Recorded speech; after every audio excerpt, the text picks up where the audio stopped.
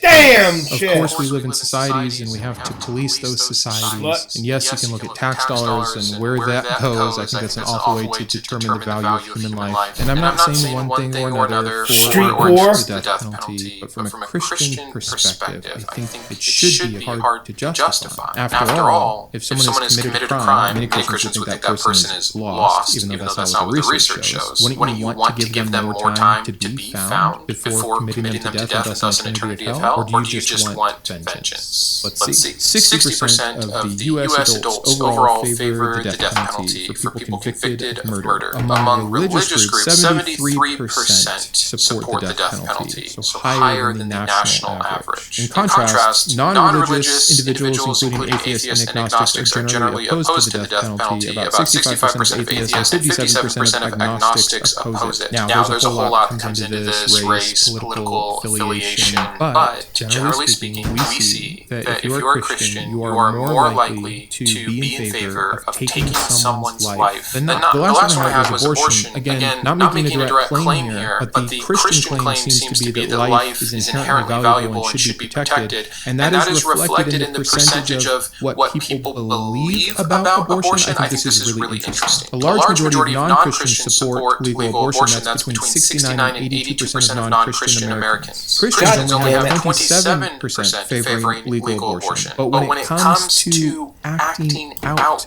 this, the research shows that approximately 70% of women who have had an abortion identify as Christian. Furthermore, 43% of these women reported attending a Christian church at least once per month at the time they had their abortion. So again, I'm not here to judge morally. I'm here to show the discrepancy between what is claimed is inherent objective moral within the Bible. You know, that's the other. We can make a whole case about objective morality, but this is not about objective morality. This is about if there's a supernatural force working within the Christian life to have them sin less, be better, be more moral, be different, called out, chosen, separated from the rest of the evil world who's been given over to their desires. And I think overall, we simply do not see that. In some cases, and where I would say it matters less, we see community driving better behavior. And by the way, this would also remain true for non-Christians. There's just less non-Christian communities out there. This isn't a win for Christianity. It is showing that people make the difference. We are all we have, not God. His Spirit is not dwelling within these people to allow for better results, or you would see it despite community. You would see it despite socioeconomic status. You would see it despite political affiliation. But you don't. You see differences within all of these man-made structures and concepts. That's the entire case of the video, and I really think that I've proved that. Show me where God is working here. I just don't see it. I rest my case. Thank you for watching. Very interested to hear everyone's thoughts on this one. Thank you for bearing with me. I appreciate it very much. I will see you Tuesday for a new Tuesday Takedown, and until then, keep thinking. I wanted to personally thank my top tiers of support. My Iconoclast, Ian, Boris, GBI, Jacob, Joe, Martin, Oliver, Perry, Rock, and Sean. My Humanist Heroes, Jared, James, and Christy. My Atheist Advocates, Caleb, Imposter, Jeff, Jeffrey, Karen, Paul, Sparky, and Todd, as well as all of my secular scholar patrons. If you believe in the mission of this channel, or you just enjoy the content, please consider joining these fine people today.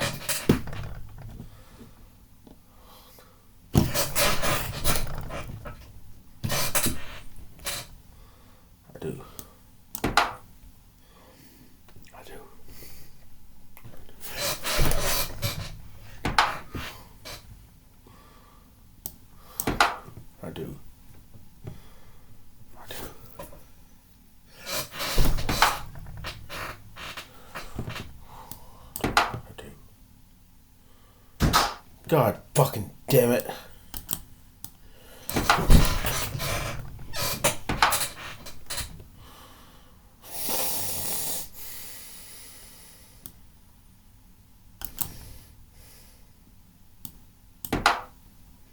God damn it.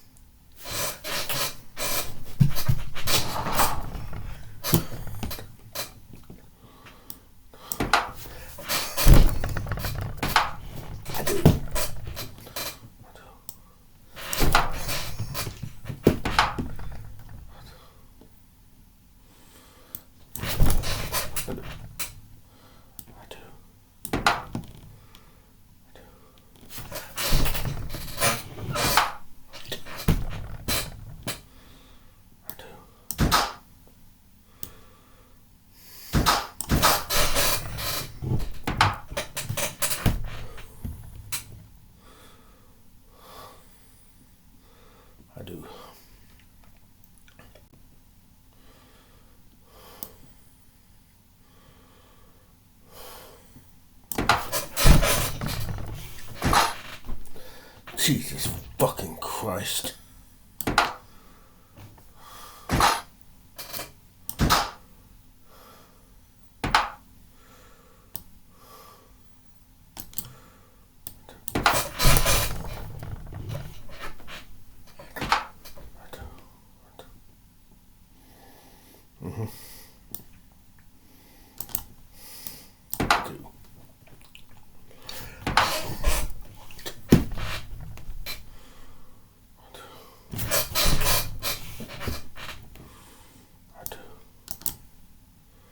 I do.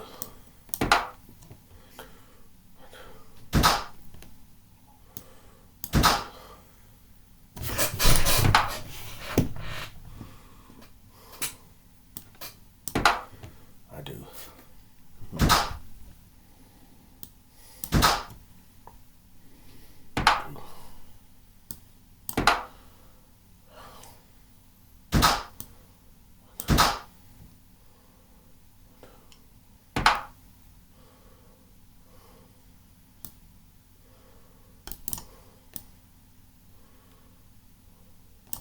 I do.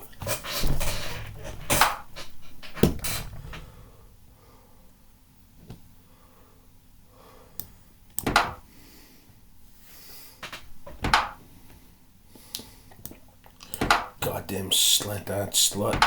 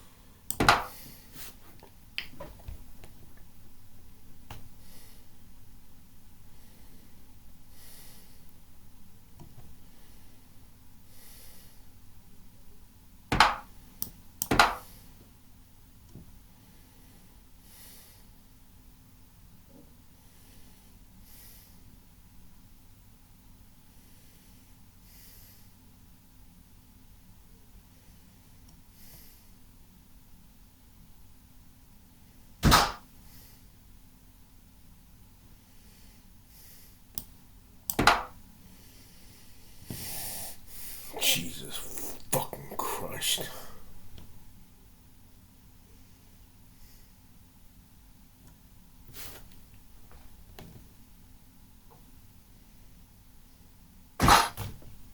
Jesus fucking Christ.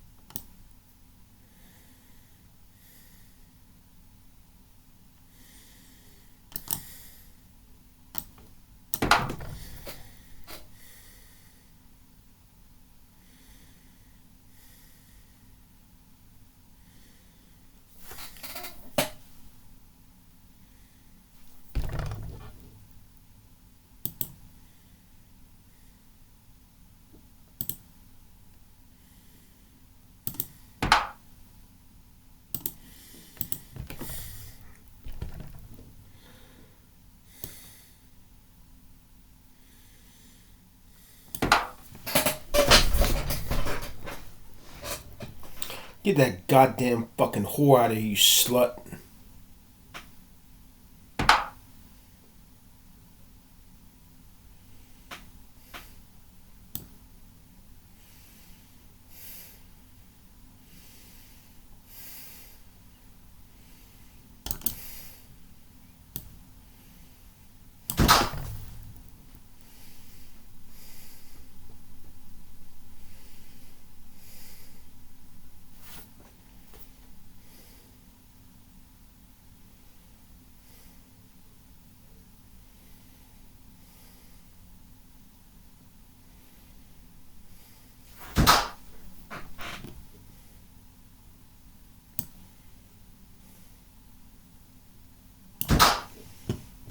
God damn it.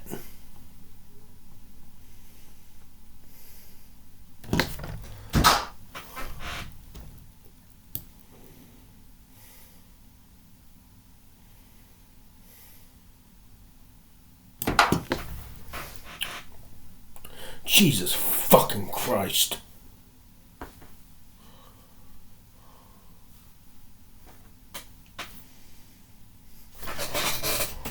Jesus fucking Christ.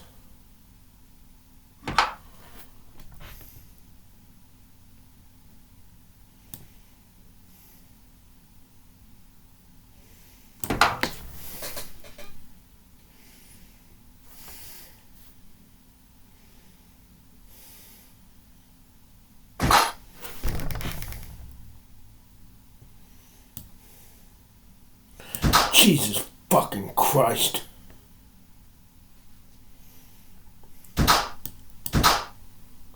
Jesus fucking Christ.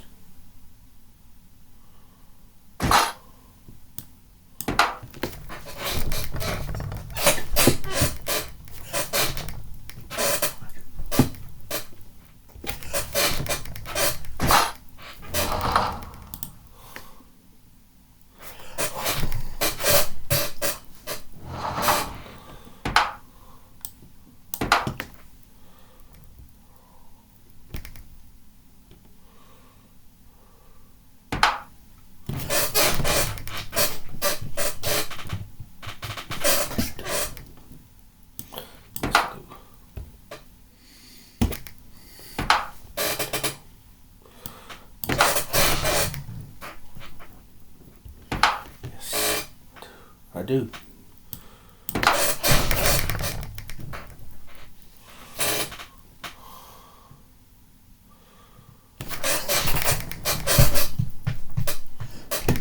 I do. I do. I do.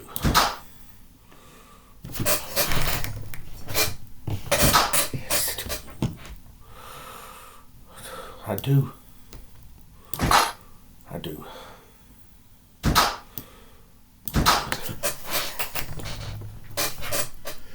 Yes. I do.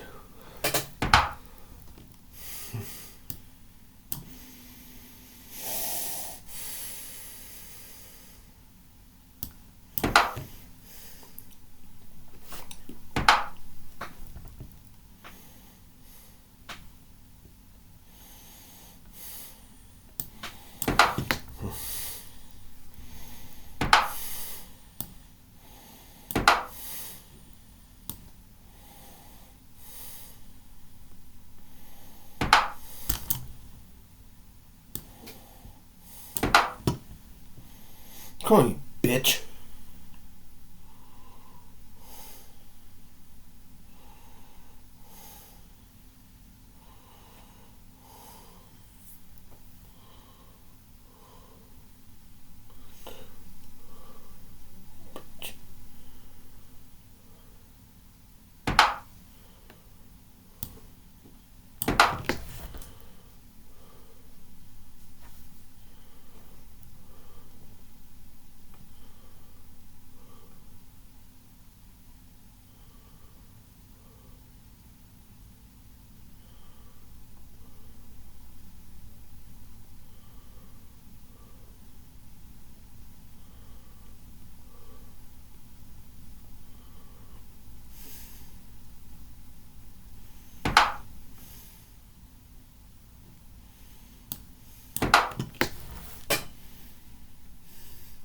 Come on, you fucking bitch.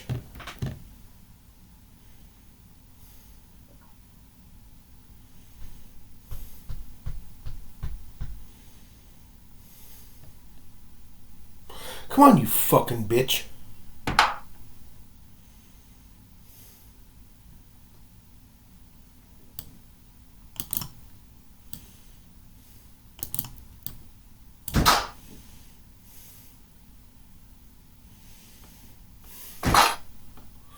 Jesus fucking Christ.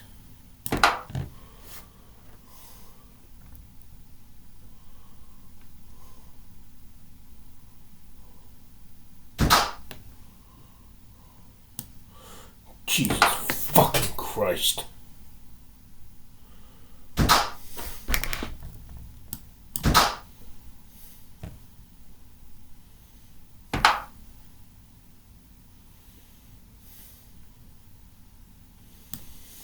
Goddamn son of a bitch out of here.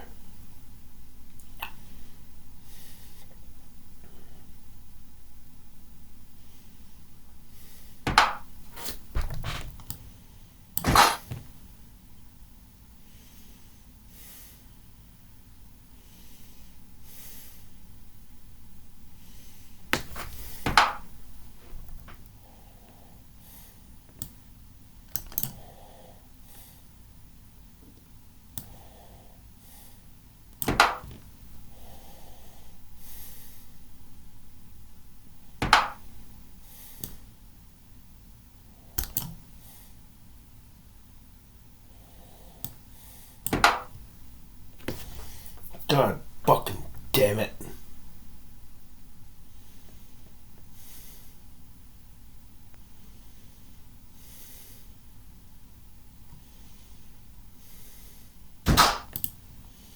Suck my dick, bitch.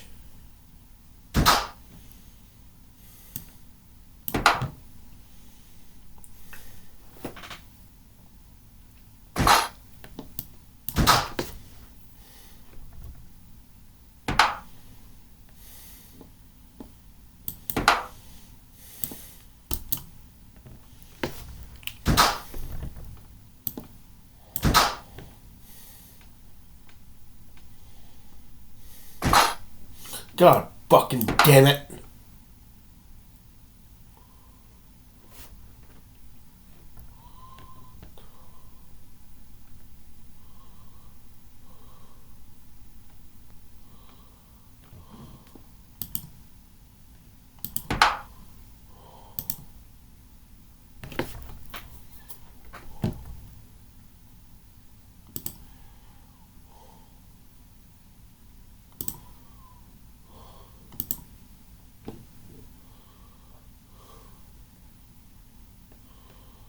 You can go to many European countries and you can say, look, I think that homosexuality is wrong, that's hate speech, and you will be prosecuted for that kind of language.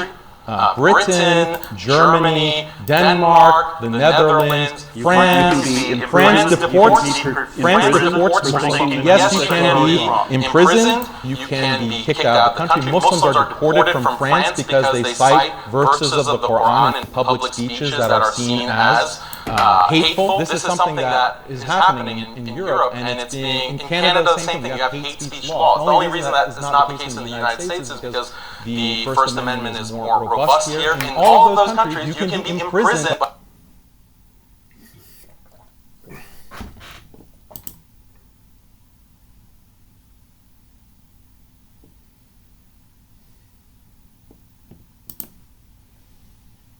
Let's talk to RJ in Colorado. RJ, hello, welcome to the show. Yeah, thanks. So basically, my argument was that if you look at man-made structures, the oldest tree and human demographics, all of them point to a young Earth versus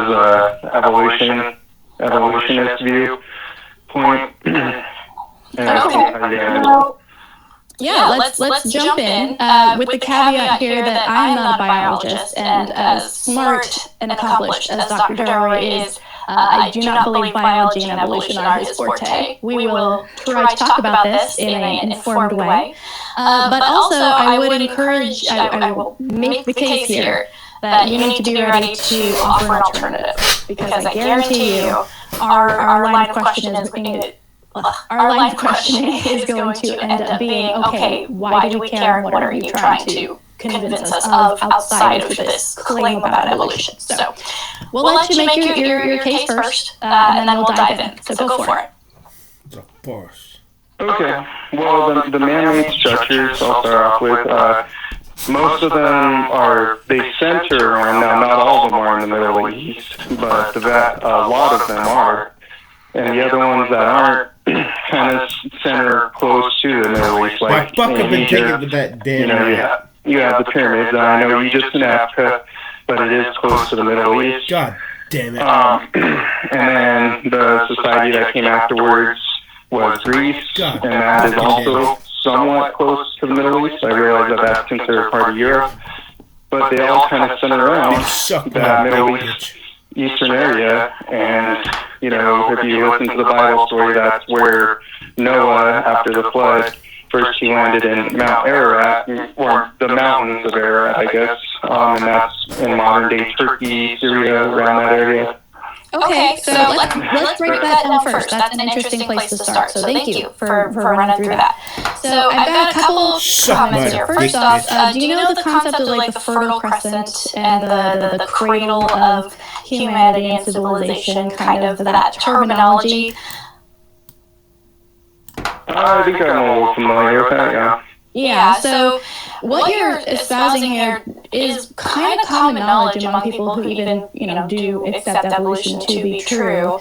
So I'm not really hearing a opportunity to refute evolution in this statement. I know that it sounds like it might also back up your claim, which is why I want to jump into you believe that the Noah story really happened, that there was a flood and only Noah and his family and a bunch of animals survived it?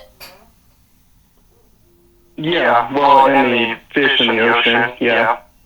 Alright, well, leaving the fish in the ocean for now, because that has problems.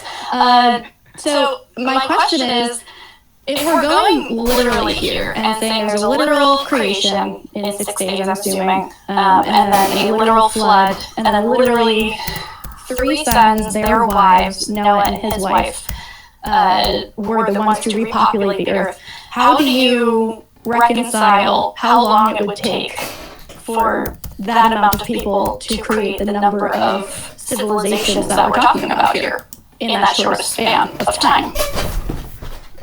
Are you talking about all the way up until today's time? Or no, you're saying, okay, there are ancient structures here, the pyramids in Egypt, and, these various cities, these various ruins. Those would need to be constructed by people, and within a certain amount of time, from 6 people, correct? So have you done the math there? I think the story goes it was 8 people. Okay, 8 people. So right. Sam. But the thing is, like, they had kids. They possibly could have had kids while they were on the ark. Did they say that? And they had. What's up? Okay. Still, we're reaching. Once a population hits a certain point, it's really, really hard for them to come back from extinction. And 8 people, with or without kids involved, doesn't meet that threshold. Okay, well, I'd have to disagree with you on that. I think they have, I'm just guessing, it doesn't specifically say it, but I would assume, well, it does say that they had kids. It says, they had like 10, I don't know the exact number, I think it's like 24 kids after they came off the ark. And RJ, they didn't have function. Go ahead. Yeah, I just wonder what do you do with the Chinese civilization that's older than the flood, or what do you do with the Central American civilizations that were well underway before the flood, among other things? what do you do with all those people? Millions and millions of people we know. Where'd they come I haven't heard of the Central. Right, I haven't heard of the Central American civilization being older than the flood. I have heard cases made about Chinese being older than the flood, but of course they are. They're far older than the flood. Well, Sumer, some people refer to it as Sumeria. The Sumerian society, by most archaeologists, believe that that's older than the Chinese society. Sumer and Sumeria are two different things, significantly different.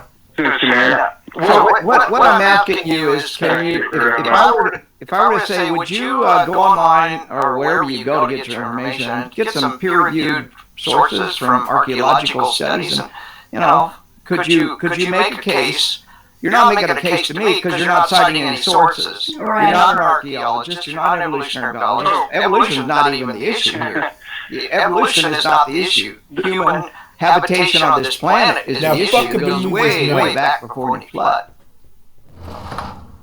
Well, see, there's a reason I have an issue with that. Because if you do believe in evolution and that we're around 200,000 years, that would mean that it took us like 190,000 years to figure out how to make a man-made structure. I mean, I did do research. I mean, I used Google. I don't think that's necessarily a bad thing. And it does say Turkey has the oldest man-made structure, and it's about 8,000 years old. No, Göbekli Tepe is over 12,000 years old. Over 12,000. Göbekli Tepe itself is far older than what you're talking about. The thing is that is closer to the creation versus evolution, which is 200 or 300,000 years ago. Well, let's get back to your original question. You made a statement about human habitation, and you haven't even been able to back that up. We don't even need to go to evolution yet, because you can't establish why there's a civilization that's over 12 to 14,000 years old. That's how old Göbekli Tepe is. They use the carbon dating method, which has a lot of flaws in it. Oh no. Even if it's... So, do you know how carbon dating works, RJ? Do you even know basic physics? Have you had a course in physics? Physics? No, I have not. I'll be honest. You need to go study a little bit about physics, because you do respect the atom bomb, I'm guessing. You do believe that there is such a thing as an atom bomb, right? Of course. Okay, so if you can understand that there's an atom bomb that takes advantage of the energy within the atom to create massive amounts of energy to blow up, if you understand that, then you understand that there's ways to look at atoms that allow us to identify how old something is. We could actually go to Hiroshima, for example, take some of the radioactivity that still exists there, and identify exactly or very close to when the bomb went off, even if we didn't know there was a bomb that went off there. Because there's a decomposition of atomic structures, and that's all carbon dating is. It's a decomposition. And when you say problems, can you tell me what the problems are? Because you're not a physicist. You don't even know how carbon dating works. Yeah, the living snails that were carbon dated they're carbon dated 12,000 years old. There was a carbon dating that said living snails were over 12,000 years old. That means that there's a problem with that system. It means that perhaps the point was that they were using the system in a way that it wasn't meant to be used. You can say, I can't cook, I can't make a fire with this hammer, therefore hammers don't work. You're using it wrong. I mean, it's not a foolproof system. Where's your source for this so-called finding, and how does that say anything? The living snails, you can find it online. They tried to say it had something to do with limestone, because there was limestone inside inside the shells. But, there's a lot of flaws. I mean, human technology has a flawed way of dating things. It's not always correct. So human technology is flawed and isn't always correct, but your guesses about anthropological structures are like for me, RJ, the problem I'm having here is you call in, you don't cite sources, you say you found it on Google, and yes, valid sources can be found on Google, but if you're making an argument to people and want to convince them, you need to have those actual sources, and you need to make sure you're getting your facts straight. And so far, you've been giving out names, you've been giving out dates that are not right, they're not accurate, and so that's decreasing your credibility a little bit more than it already was. So we're having a little bit of trouble being convinced by this argument. I believe you're convinced by it, but if the point's to convince us, then we might want to change tactics here, or at least have you call back with some actual sources. Okay, well, I didn't write down all the sources. I did. I mean, I suppose I could, but I don't think it's necessary. Why not? I mean, the other thing is, well, why is it not necessary to cite your sources? I suppose I can, but I mean, I was going to go into the other topic too, and that was the human population. Okay, you've already demonstrated that you don't understand how human population and demographics work if you think that 8 people could repopulate the Earth in a couple thousands of years. Yeah, if you do it on a calculator and even if you times it by 2 over the course of 2,000 years, you get way more than even 8 billion people. So to say that we're older than 200,000 years that's just crazy in my opinion. Wait, how did you do this on a calculator? I'm so curious. Keeping in mind that, like, people have... how did this work? Okay, well, I did it. I calculated if everyone from 6,000 years ago, if you take 8 people and you times that by 2 every 30 years, I think it's more than enough, you know. It comes up to more than 8 billion people within 2,000 years, actually earlier, and that could explain, you know, the wars, the plagues. I mean, and I would say there was no contraception maybe there was back then. People had a lot more kids than they do now. Yeah, and a lot of them died.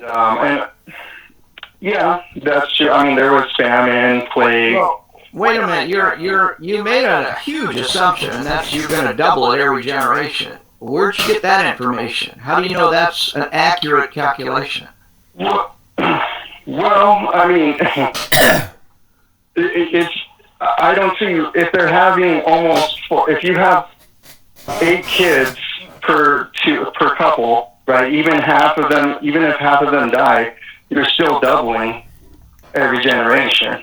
But you're not looking at the actual reproductive rate of humans. There's almost no population on the Earth that's doing that. No, nowhere. You don't double. Would you agree that people had more kids in the earlier times versus now? They had more kids because the likelihood of all of them reaching adulthood was very small. You had to pop out 8 kids if you wanted to keep 2. Are you familiar with Thomas Malthus? Have you ever read Thomas Malthus' book on population? It's about a 250-year-old book. You may not have heard of it. Well, it's a very important book if you want to understand how population works.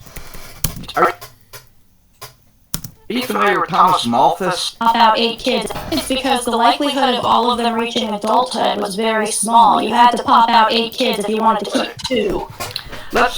Are you familiar with Thomas Malthus? 8 kids if you wanted to keep 2. Are you familiar with Thomas Malthus? Have you ever read Thomas Malthus' book on population? It's about a 250-year-old book. You may not have heard of it. Well, it's a very important book if you want to understand how population works. But let's just be real simple about it. How many pups does a dog have every time it reproduces? His ho. I think if I remember right, it's about 4 the first time that they have kids. Okay, well there you go. Let's just say the dog had 4 pups. If you look at dogs, why aren't dogs overruling the world? Because they reproduce a lot more than we do.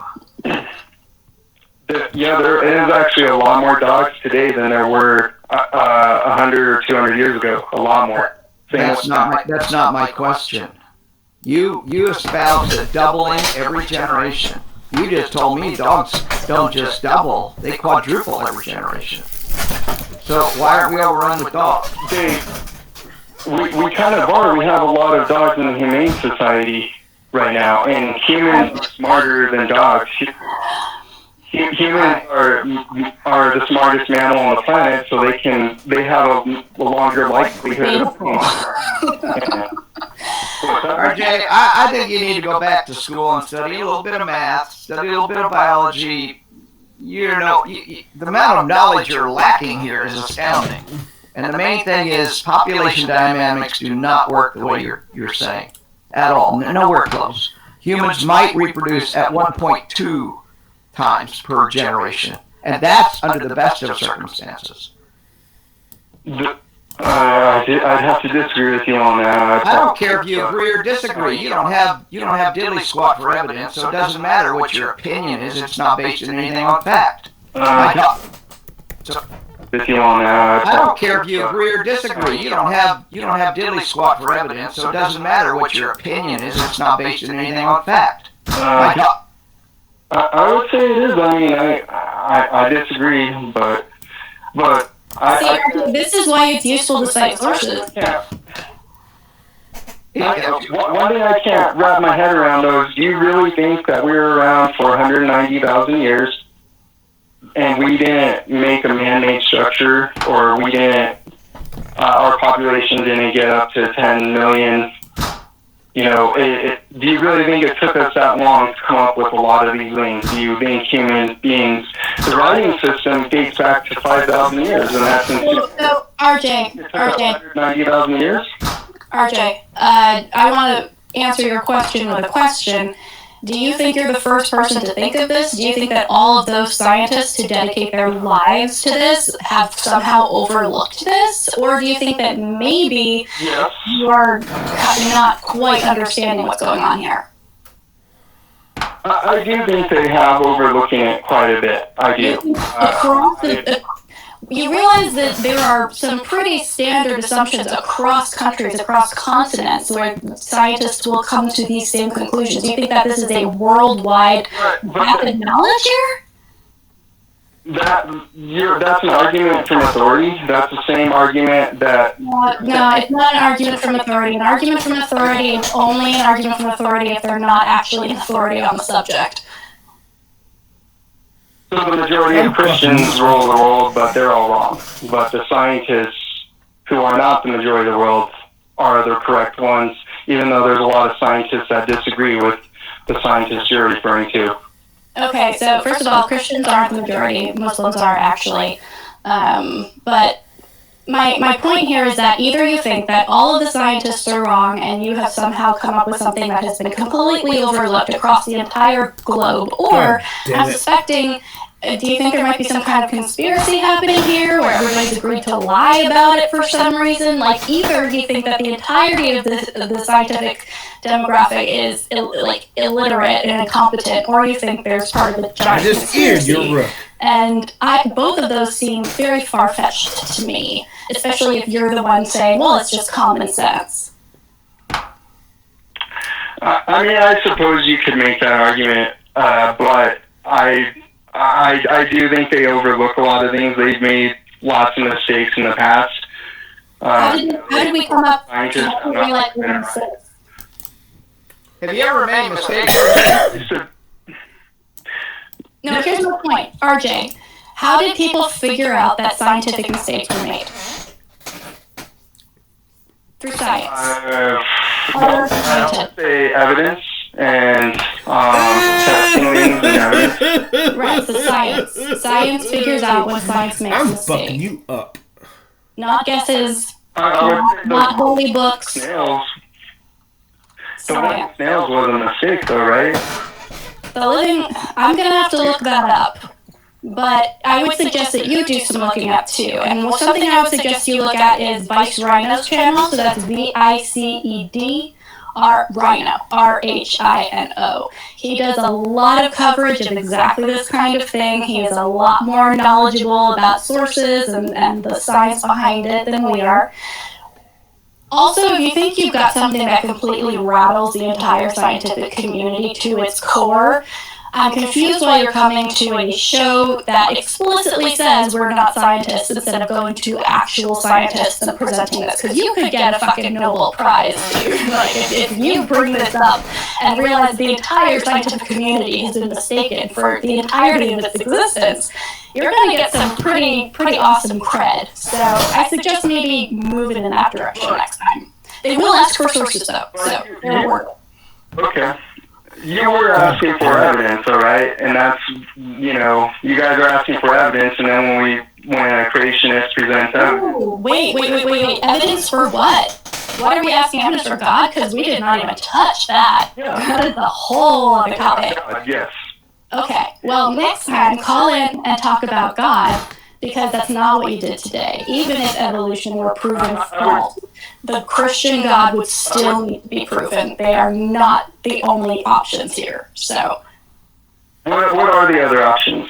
If let's say for some weird reason I'm right, and the world is less than 7,000 years old, what other option could there possibly be? Well, the Norse believe that the giant stone dwarves farted us into existence, or something like that. So why not that one? And the Hindus believe it's millions and billions of years old, so God that's another fucking option. damn it. The creationist myth makes more sense than that, and I think It makes more sense to you, RJ. It makes more sense because it's the one you were brought up with. It's the one that seems familiar. It's the one that feels like common sense because it was presented that way to you. But it's actually, if you look at it, not by far the most realistic one. So I'm going to let you go for now. We do have other people on the line. But if you want to call back either with actual sources or maybe to talk about God, which is something we didn't do today, feel free to call in again.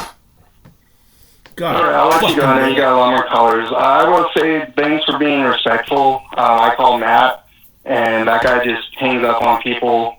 I know you guys work together and stuff, but you guys have been a lot more respectful, and you listen to my argument, and I appreciate that, so thank you very much. Well, thanks for calling in. All right. Fucking Christ. Ooh, thanks for coming in clutch there, Daryl. That was impressive. I like it. My doctoral dissertation was actually on population issues. Oh, there we go. I have a bit of expertise. It's kind of dated. I'm not going to say I'm up to speed on everything, but yeah. Yeah, when you're calling in about something, make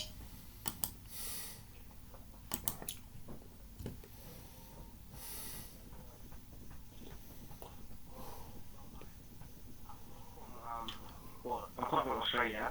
Oh, great. So, Whereabouts? So you're in Adelaide, Australia. Ah, the one town that I didn't get to go to that everybody wanted to go to. We did Sydney, Brisbane, Melbourne, and Perth, and the people in Adelaide were like, "Why didn't you come here? We have more churches than anywhere." Yeah, that's right. So I listen to your videos. I think you guys believe that. Obviously, you believe in evolution as being factual. So I just wanted to know, how you believe that the Earth was created billions of years ago. Well, I don't believe it was created, but go ahead. Well, it came into form billions of years ago. Damn it. Yeah, the Earth is 4.5 billion years old, roughly. Yeah. So how can someone observe that? Damn it. Well, there wasn't someone who observed it. It is the evidence from that we assess it. So, in much the same way that I didn't observe my grandmother being born, but I believe she was born, and I believe she was born roughly in the year that she tells me. Christ. She might be a little bit off. So, you guys make billions. But your question seems to be how does science cover this conclusion? Well, there's all sorts of different lines of evidence, right? We can date rocks based on radiometric dating, and there's all sorts of independent ways of confirming that. There is for evolution. There's things like DNA. There's things like the fossil evidence. There's things like the geographic.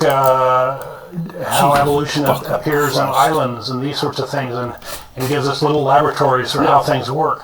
And all of these things independently point to the same answer. And so the evidence adds up, and it's very strong Jesus for fucking these sorts of Christ. things. But you believe that evolution happened millions or billions of years ago? Like Evolution is ongoing. Animal. As soon as there was life, there was evolution. Jesus fucking Christ. But isn't this like a normal belief that like one creature evolved from another creature millions of years ago? Fucking Christ. You know, if you Yes, have, and yesterday. yes, and yesterday. Do your kids? Do you have kids? Yes. Okay. Do they look exactly like you? Are they clones of you? Well, they're not clones, but they have similar features. Similar features. So they have some features that are the same, some features that are different, right? So they're different. That's so right, yeah. over time, there can be lots of changes that occur over time, Jesus right? goddamn fucking. Okay. Well, what I don't understand is like that's what we've been taught in school, that one creature over time evolves into another creature. No, We can't observe it's not that. like That's just, it's evolution describes the change in species, not like one individual. It's not like, hey, there was one giraffe and it gave birth to a dolphin. Evolution doesn't say that that's the case at all. so Instead, if I'm correct, then evolution. Oh, sorry, keep going. Instead, what evolution talks about is the observed fact that over time there's changes in allele frequency and changes in the DNA that result in different features, and so the change is a fact. The theory of evolution by natural selection is the model that says that the driving force behind which ones survive and which ones don't survive is the natural order at the time and place that creature exists. And so what we end up with is not a ladder of this turned into this turned into this, but a tree where we are related to cousins on other, like we are apes. Right. Human beings are apes. The common descent. The branching thing is a big part of it, because you can have species that branch off, and some of the descendants resemble the original species for millions of years, but some of the other descendants go off and look differently, or have different evolutionary pressures, because of being in a different environment, these sorts of things. Yeah, like you've got a Chihuahua and a Great Dane, and they both are related to wolves, because wolves, or a wolf ancestor, is the ancestor to both wolves and Great Danes and Chihuahuas. God damn it. Okay, hold on. And they're still wolves. This will take forever to talk about, but could I just ask you what is your opinion on the platypus? On the platypus? I'm not familiar with models that describe platypus evolution. And what does this have to do with atheism? Jesus. Our belief, our lack of belief in God has nothing to do with evolution.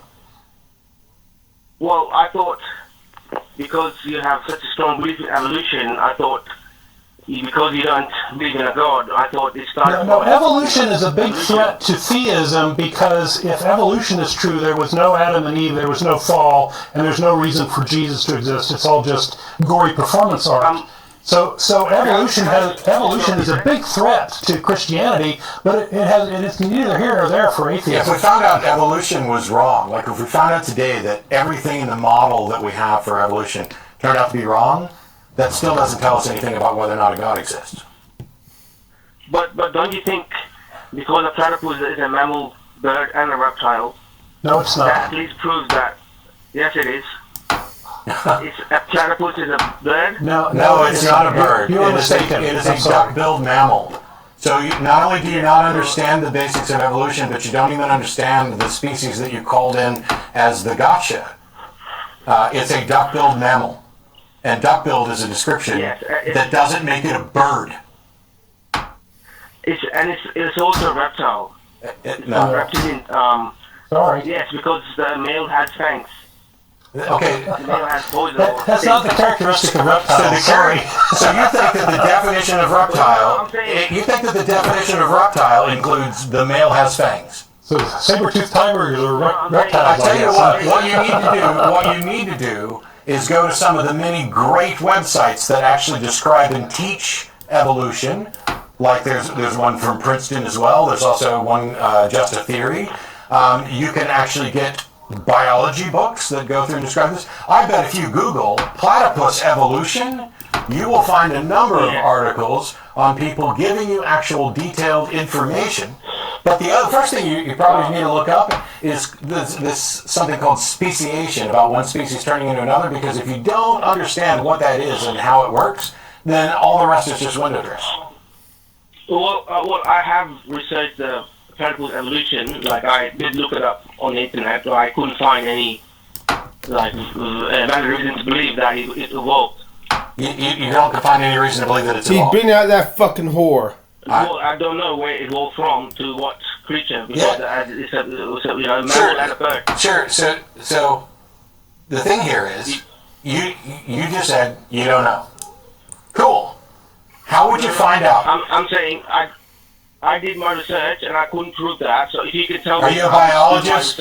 Are you a biologist? Do you have any expertise? Do you have any expertise in biology at all? No, nothing. I'm just. So because you were unable to come up with an answer on an area where you have no expertise, your conclusion is it isn't evolved and therefore God? No. That's not what I'm saying. I'm saying is I did a bit of research and I couldn't find any evidence. So I'm just asking you, do you have any evidence? Why are you calling an atheist show to ask about evidence for platypus evolution instead of talking to fucking biologists? That's okay.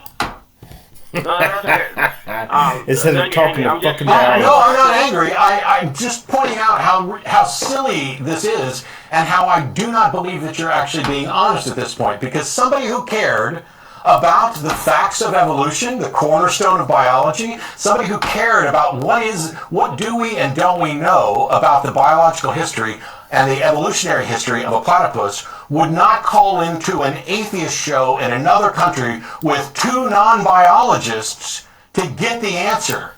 Anybody who thinks like that is either dishonest in what they're actually seeking and trying to find, or horribly confused. Because I'm not going to call your grandmother or my dentist to ask them about platypus evolution. I'm going to call Richard Dawkins and P.Z. Myers. Okay. Well, I haven't seen him in person. Well, I understand. I just want to. Well, you know what? Until I get been to Australia, I'd never seen Australia personally. Did that mean it didn't exist, or that I was uninformed and lacked sufficient evidence? What you are personally unable to discover tells us nothing about what the truth is. Oh no, I'm not trying to. I just wanted your opinion. I thought you would have more information, but that's okay. No, because I'm not a biologist, and my atheism is not is not based on evolution. Okay. Can I just say something about Jesus? Sure. Okay, so we have gone over time, but I will let you say something about Jesus before we close out the show. All I wanted to just tell you is that, you know how you guys, people say that there's no grave of Jesus Christ, or that he wasn't buried. I don't know what people say. You said it when you were like, you know how people say, or you ask people where's Jesus' grave? I don't know that I've ever asked anybody where Jesus' grave is. The evidence for historical Jesus is kind of weak, but we don't care. What matters is the supernatural claims, and the evidence for that is crap. I don't think I've ever asked anybody where Jesus' tomb is, because I was a fundamentalist Christian for more than 25 years and was studying to be a pastor, and I know that we don't know that. So why would I ask? Okay, I just wanted to tell you that. Well, no, you have asked, you asked some caller and he didn't have an answer. Ask who? God damn it. Wanted to know. You called some, on one of your shows, some caller, I was talking about Jesus Christ, and you said in other question that, where is he buried? And then he went quiet. So I thought... Okay, I don't remember that. Where his grave was. I don't remember that, but, perhaps it happened. What is it you wanted to tell us about Jesus? All I wanted to know is, because I'm Muslim, so we believe that Jesus did not die on the cross. Okay. And we believe he's buried somewhere. Okay. Why do you believe that? because we believe that he's buried in India, in Kashmir. Well, when I ask you why you believe something and you just tell me what you believe in more detail, that's not a why. Why do you believe that Jesus is buried somewhere? Because I'm not even convinced that Jesus ever existed, although he may have, but you're convinced that he's buried in Kashmir. Why? God fucking damn it. The reason we believe is because in the Bible, he was, when he was taken down from the cross, and then he was given, the ointment on his body to heal himself, and then he went to his disciples, and after that, he migrated to other places. Okay. Like, I've asked you why you believe this, and you keep telling me what you believe. Do you not understand what a why question is? That's why I believe it. I believe because because the Bible says so. Yeah. No. So the Bible doesn't say Jesus went to Kashmir. It doesn't say he migrated anyway. What the Bible has to say about Jesus is that he died and was resurrected and visited people, and then he ascended into the sky. Unless Kashmir's in the sky, you are getting nowhere near the why of what you believe. You're just talking trash. Yeah, I mean, this is the thought process that undergirds almost every religious discussion I've ever had, and that includes with Muslims, with Christians, with Hindus.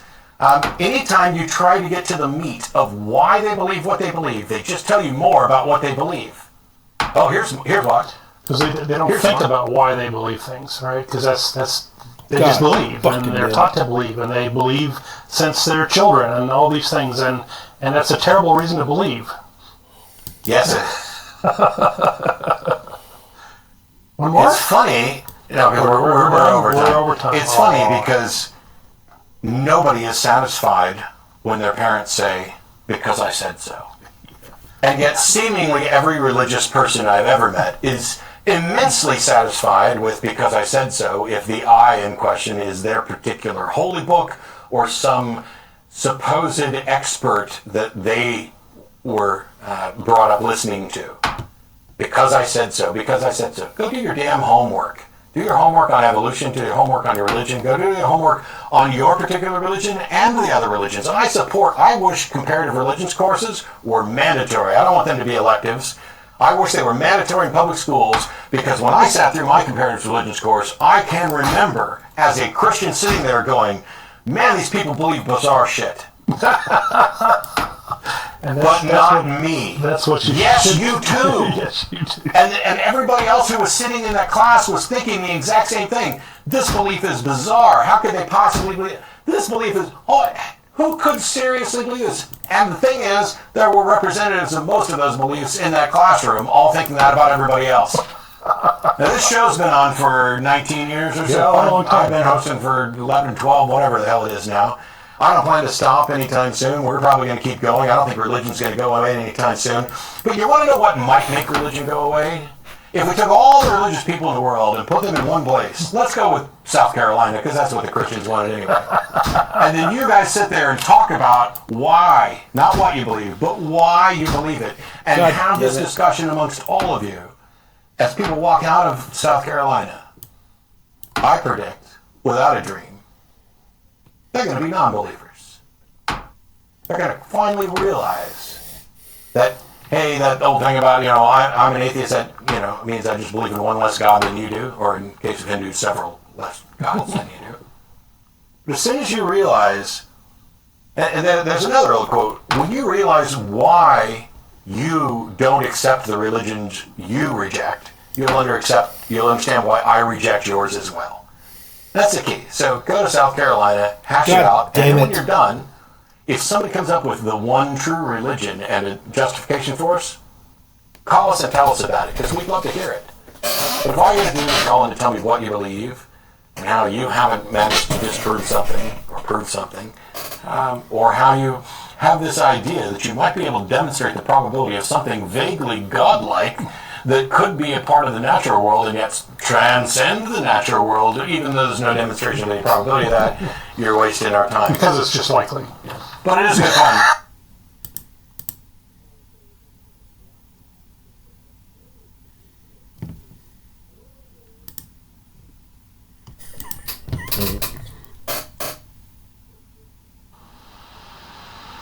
When I made the foundational falsehoods of creationism video series, Moose I considered including an episode disproving Noah's flood.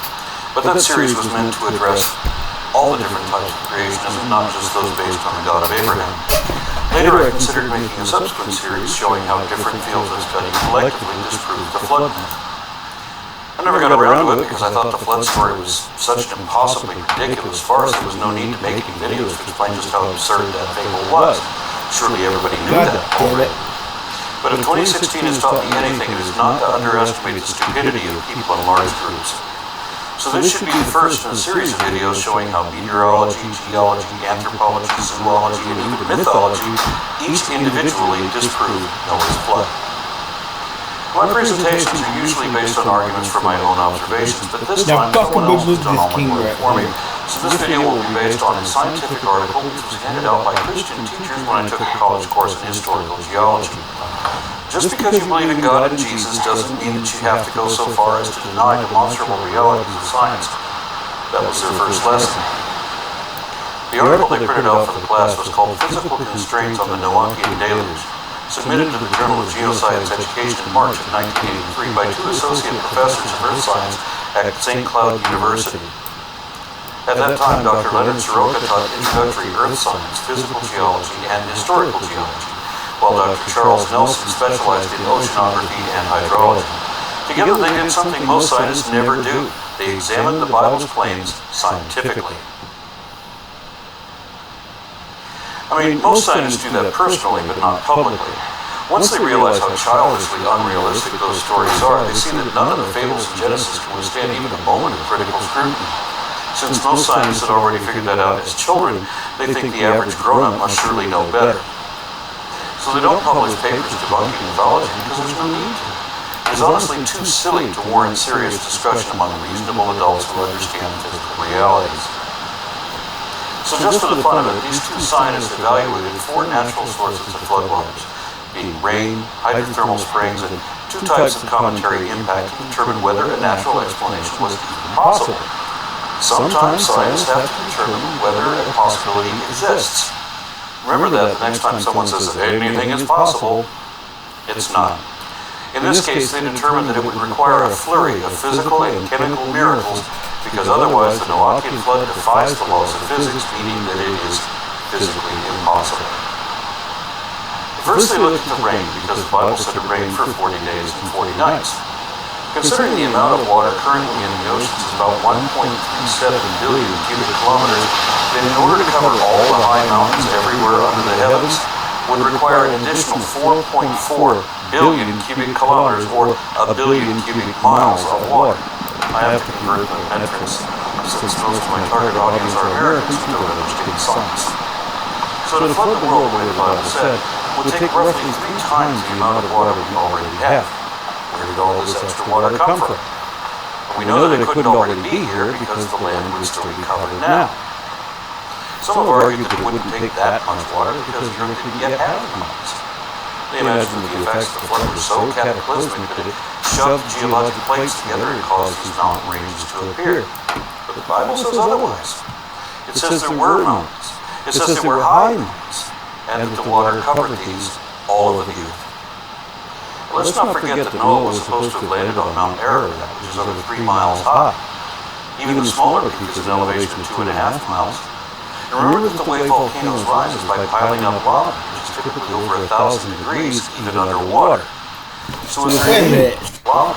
Where does that fucking water come from? Over 1,000 degrees, even underwater. Where's that so fucking is there any from? Stupid enough to argue that Noah landed on a volcano that was still in the process of forming? Now somehow, 15 cubits of water is supposed to cover Mount Ararat, which stands 2.5 miles high. The problem is you're assuming Mount Ararat existed at that time. So you're telling me that a fresh thing, because Mount Ararat is a volcano, and you want to tell me that it just caused this volcano. So you stupid motherfucker. Volcano just formed, just now, and you're going to land with a boat on it? No, I'm saying you're falling down during the flood, under the flood waters.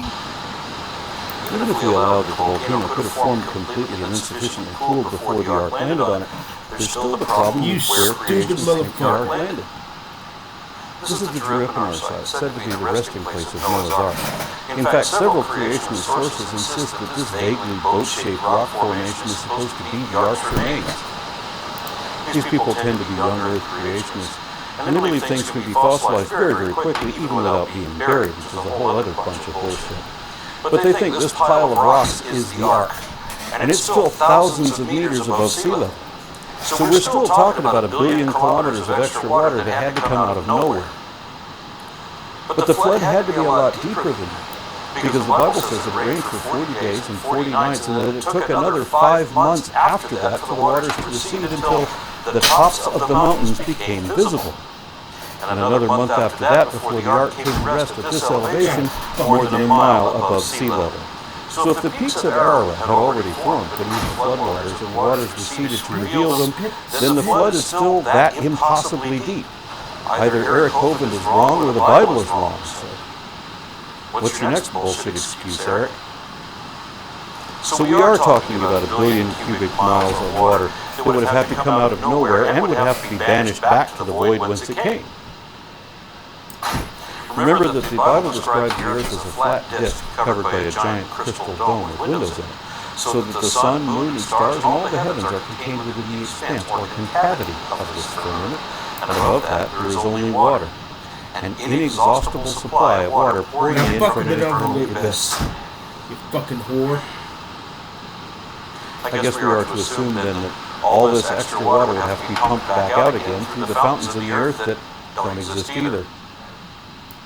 It is a fact that the people who made up this model hadn't yet discovered that air was particulate matter and that displacement would therefore be an issue.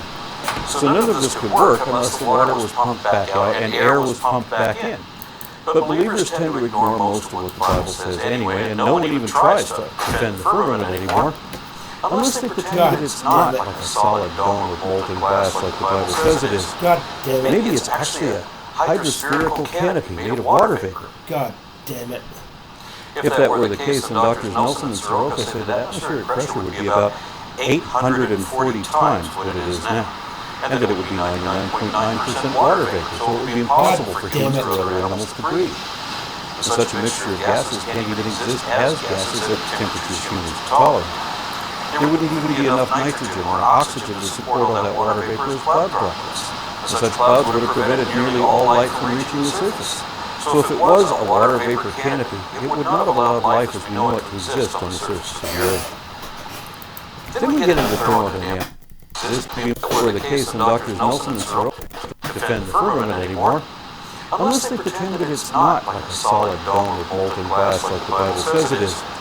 Maybe it's actually a hydrospherical canopy made of water vapor.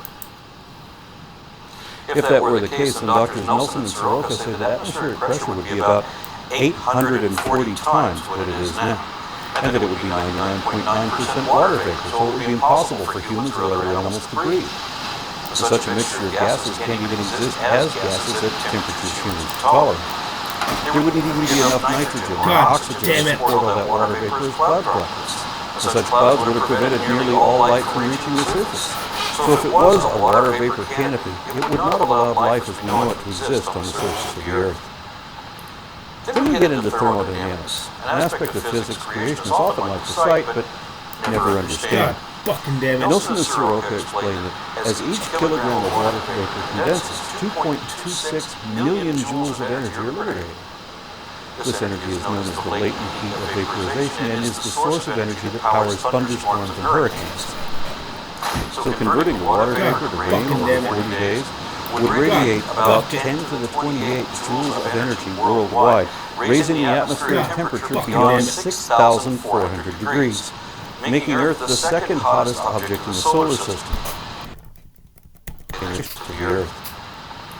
Then we get into thermodynamics, an aspect of physics creationists. So if it breathes such a mixture of gas, maybe it's actually a hydrospherical canopy made of water vapor.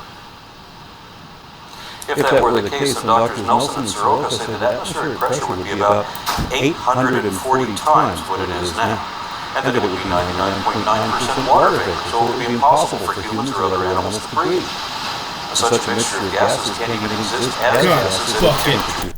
Soroka said that atmospheric pressure would be about 840 times what it is now, and that it would be 99.9% water vapor, so it would be impossible for humans or other animals to breathe.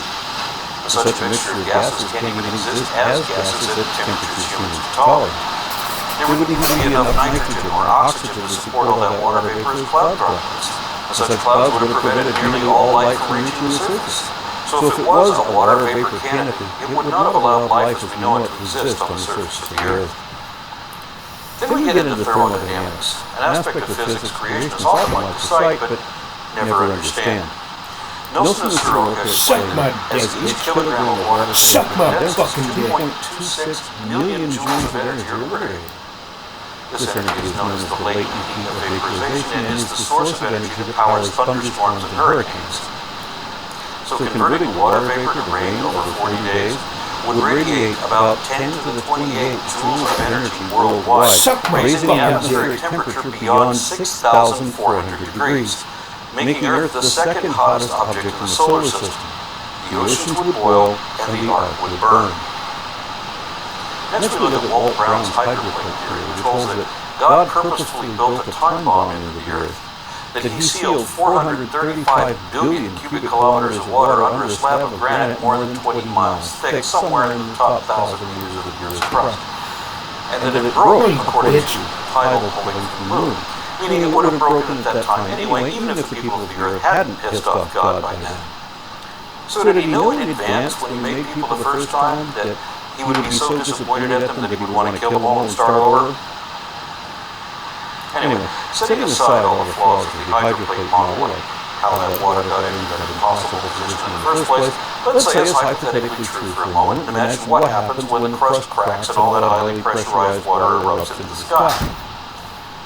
I've heard some arguments that this sudden release of water is supposed to start an instant ice age somehow, but that doesn't make any sense at all. Quite the opposite, in fact. Water takes a long time to heat up and cool down. But after 1,000 years or so in a pressure cooker of 3,000 degrees, we can expect that aquifer to be like a cauldron.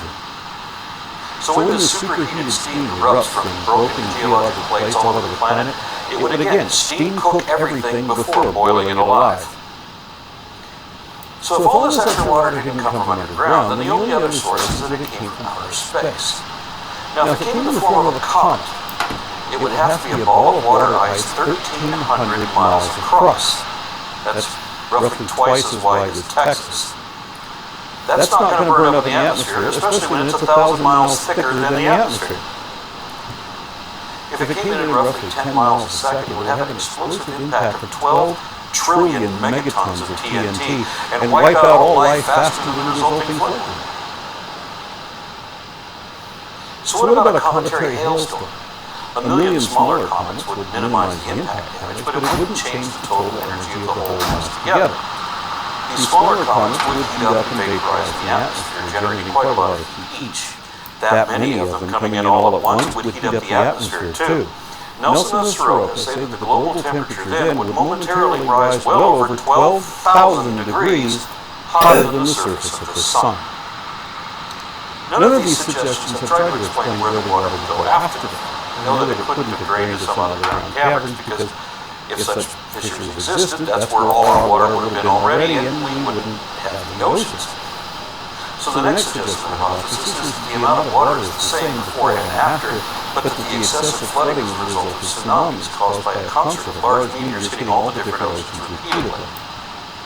They calculate that water in each wave would return to the ocean basin in just a few days.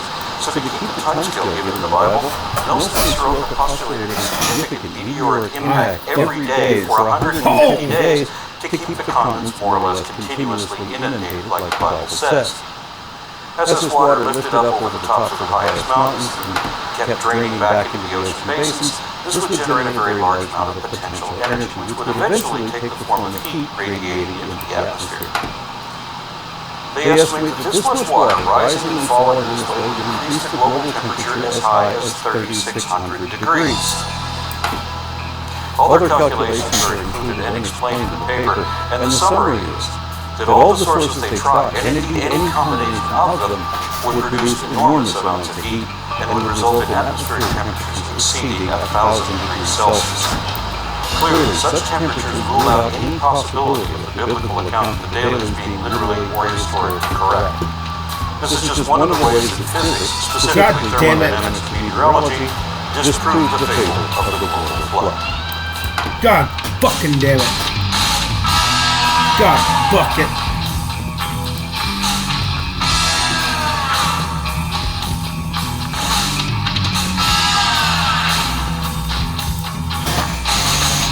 God fuck it.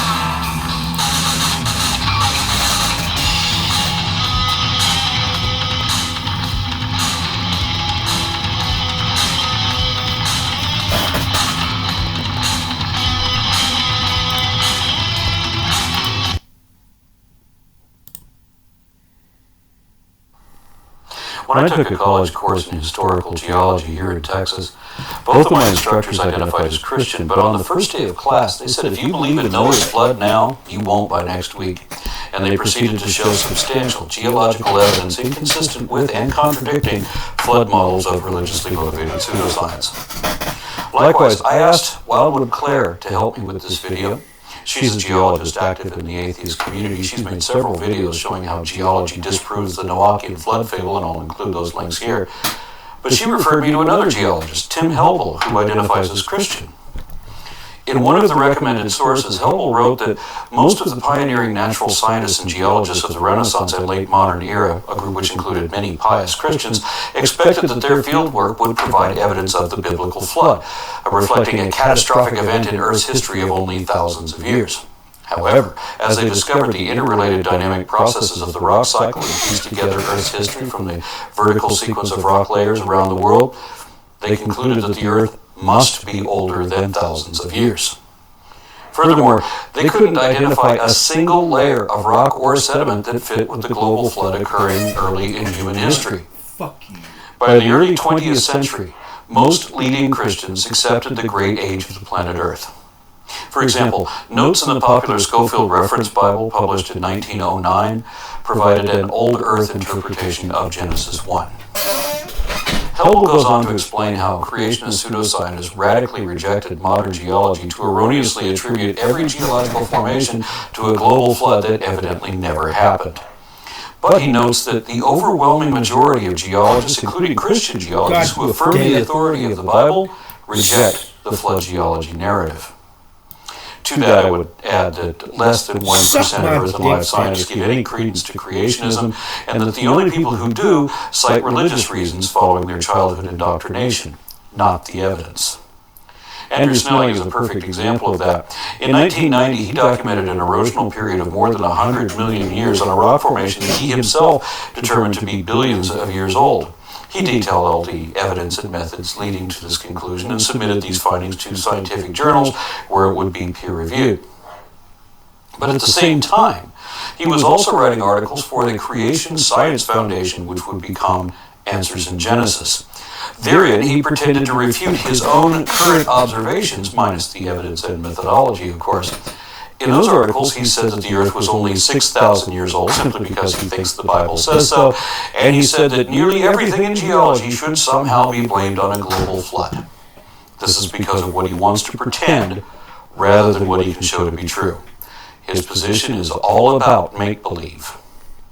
To work at Answers in Genesis, scientists have to submit a signed copy of their statement of faith, promising to adhere to that and swearing to promote Christianity regardless what the facts are, since their statement of faith also says that they will never accept nor even consider any evidence that proves them wrong.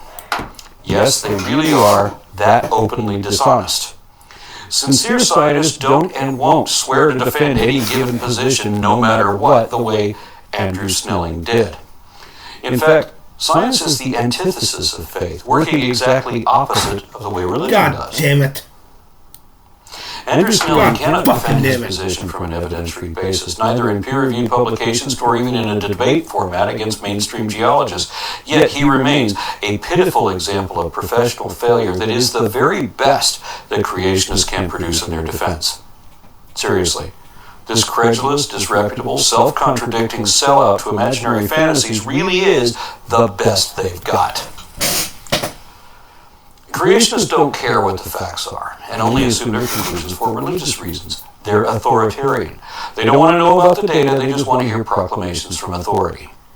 That means that I would have to cite professional geologists in this rebuttal of the flood fable. It doesn't matter what I say. I mean, I do have some direct first-hand experience doing paleontology, both in the lab and in the field, but my eyewitness account isn't good enough for those who only respect the credentials of academic authority. So in this video, I will only recite or relay arguments provided by degreed geologists. Fortunately, I'm not limited to one or two defenders of the faith like creationists are. There were a few geologists who volunteered to assist in this endeavor, such that I will have to divide this video into two sections. And even if I keep everything succinct, they'll probably still be longer than the 10 minutes I originally intended. So this video is how geology disproves Noah's flood, and the next video will be how paleontology disproves Noah's flood. For the rest of this video, my material comes from former Ken Ham reading creationist Hal Hackett. He has a Master of Science in Geology from Northern Illinois University and says that none of his graduate work in paleoclimatology could have been remotely factual if there had been a worldwide flood. He also has a Bachelor of Science from Wheaton, a Christian college that has taught Old Earth geology continuously since the 1890s. For every one of Andrew Snelling, there are dozens of evangelical Christian geologists, just counting Wheaton alumni. The school itself is officially creationist and contains a lot of diverse creationist views, but in the natural sciences department, you suddenly stop finding young earthers. Telling, isn't it? The people in touch with relevant evidence believe in geologic time. Even in a school where almost 100% of the social network is evangelical Christian. These students do not reject creation science because it's good for their social lives. They do it because the evidence compels them, even when they have their God glasses on. The central claim of flood geology is that billions of dead things, buried in rock layers, laid down by water all over the earth, provide evidence of a worldwide flood maybe 5,000 to 10,000 years ago. It's worth remembering that this is exactly what the scientific community assumed in the 1700s. Since then, geology has emerged and developed into a unified body of understanding based on numerous interdependent fields, which in turn are composed of the hotly debated work of hundreds of thousands of active researchers. And none of that research makes any sense except for how it relates to all the rest. But the young Earth creationists who helped start geology didn't know about two things: Earth history and plate tectonics. And we'll consider Earth history a little more closely in the next video, but now we'll just look at tectonics. Creationists today don't have a problem with Pangea. Pangea is the shape the Earth took when the dinosaurs arose, and creationists like to use dinosaurs as missionary lizards to evangelize children. There's something like a flood geology consensus between Answers in Genesis and Institute for Creation Research that Pangea is what the world looked like right up until God hit the reset button. They think that the last 300 million years of continental drift happened all in 1 year, with more destructive force coming from tsunamis than from rainfall, and ocean basins deepening to collect all the water at the end. Creationists don't have much problem with the separation of South America and Africa, but they have no idea that East Antarctica and North America were together 2 billion years previously, because they don't have a view of how continental drift brings the continents together naturally every several hundred million years. There were 6 supercontinents before Pangea, most of which only saw single-cell life. God damn it. The reason why that matters is that for flood tectonics to be true, then either 1, 3.5 billion years of tectonics would have to happen all in 1 year, or 2, God skipped the 3.2 billion years and started the cycle at Pangea. Now, when plate tectonics happens, the ocean crust gets subducted, dragged under the continent crust down into the Earth's mantle. And sometimes we can use geophysical techniques to peek down into the mantle and see remnants of a subducted oceanic plate. It's actually rare to get a good look because they only last so many tens of millions of years. But if flood geology is honest, then the mantle should be full of spent oceanic slabs, all in exactly the same condition. Structural geology is the field of study for how rock bodies behave under the stresses of burial, and it would be largely non-existent with flood tectonics. Solid substances like rocks have to behave differently under different timescales. For a rock to bend, with new crystals forming simultaneously in the free space on the outside of the bend, chemical exchanges have to happen one by one. So it takes a lot of time to accumulate much change. If the chemistry were to happen faster, the rock would be liquid, not solid. If you could compress 300 million years of mass movement into a single year, the deformation would be brittle. You would still need sources of kinetic energy to do all the pushing and pulling, and you would still need physically impossible physical chemistry in order to get the minerals forming in time. And that's before we even think about how destructive this much kinetic energy would be. Whole regions of land would just explode up into the sky, inflicting impact and concussion trauma on every living thing, and certainly filling the atmosphere with dust for years. Real extinction events are nowhere near this high impact. It's important to remember that all geologic processes are processes of entropy, dissipating energy left over from the solar nebula. Flood tectonics imagines some of this entropy happening supernaturally quickly, but the physical explanations are connected, and you can't change some of them without affecting the others too. Now let's not forget about the minerals that have to form in mud layers and deformed basement rocks after Noah's flood. One of the most valuable tools in geology is the petrographic microscope. It's an amazingly simple idea.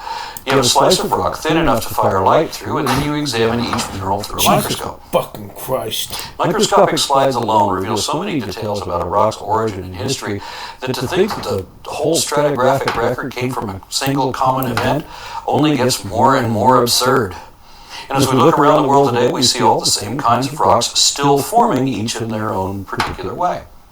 Coral reefs take tens of thousands of years to build because they build one generation at a time, and each generation truly needs its time in the sun.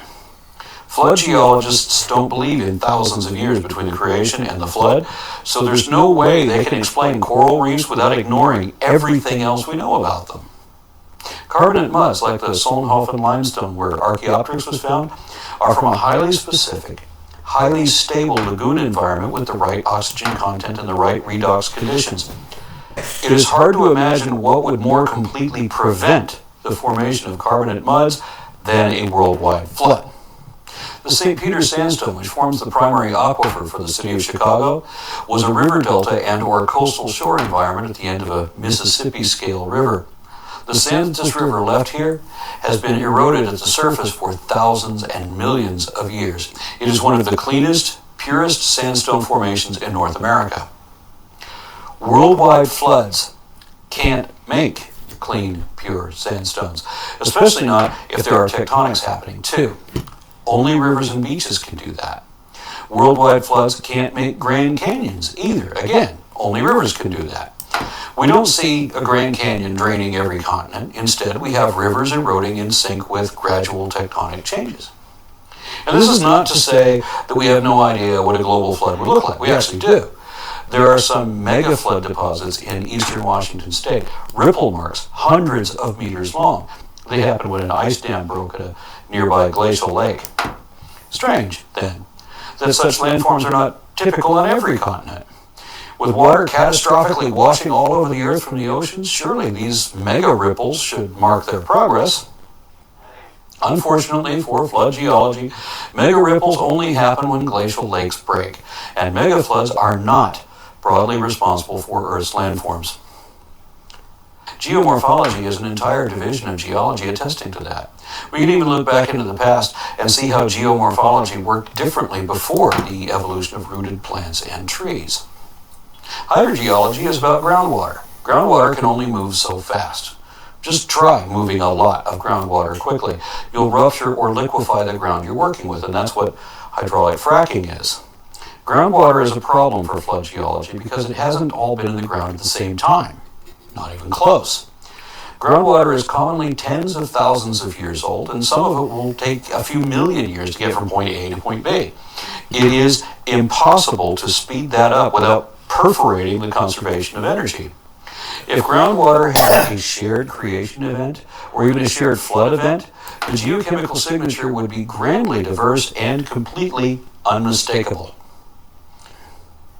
Groundwater can be dated by radioisotopes like beryllium-10 and carbon-14, which are generated in space-atmospheric interactions, and it is extensively computer modeled.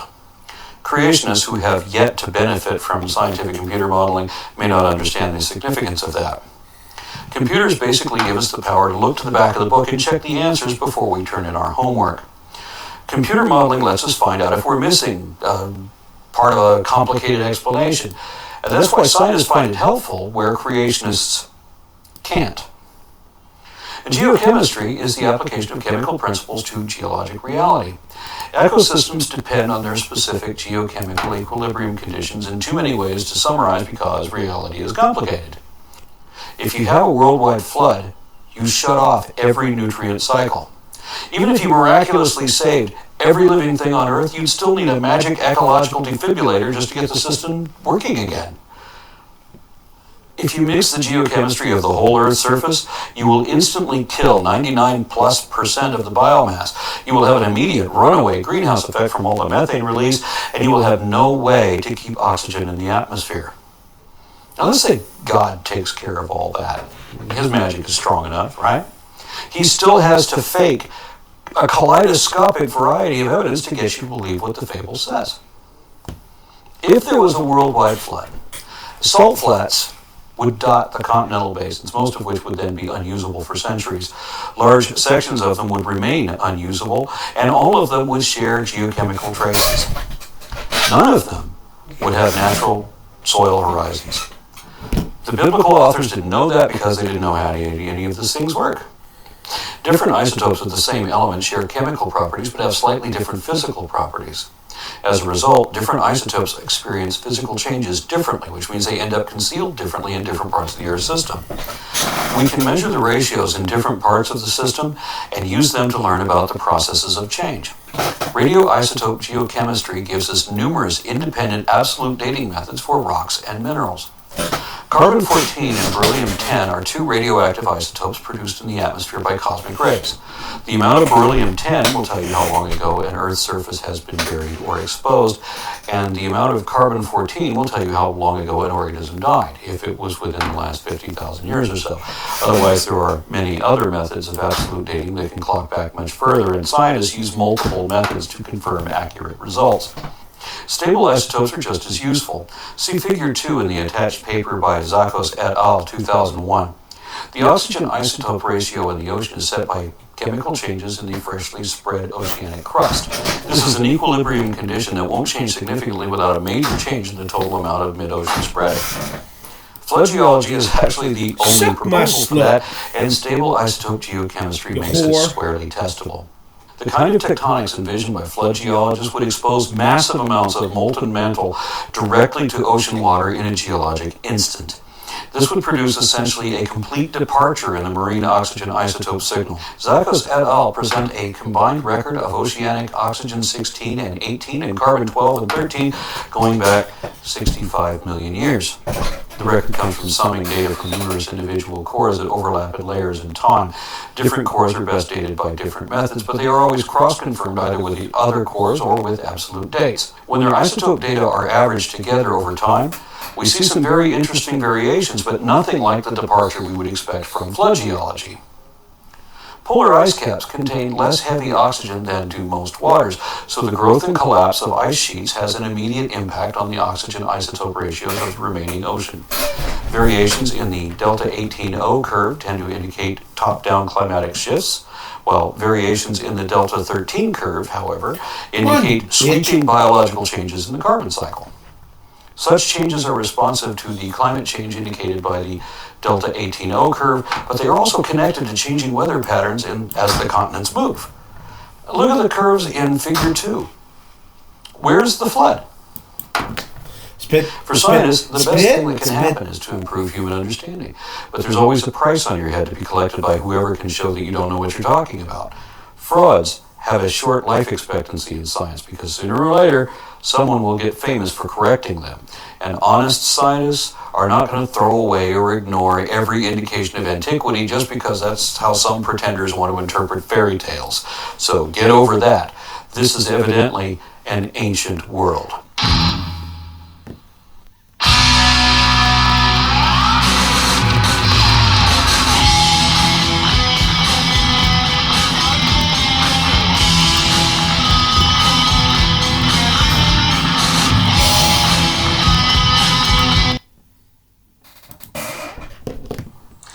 Back in the mid-1700s, everyone thought that the world was only a few thousand years old, and that the islands and animals and anything we had then were the same islands and animals and everything that we have today.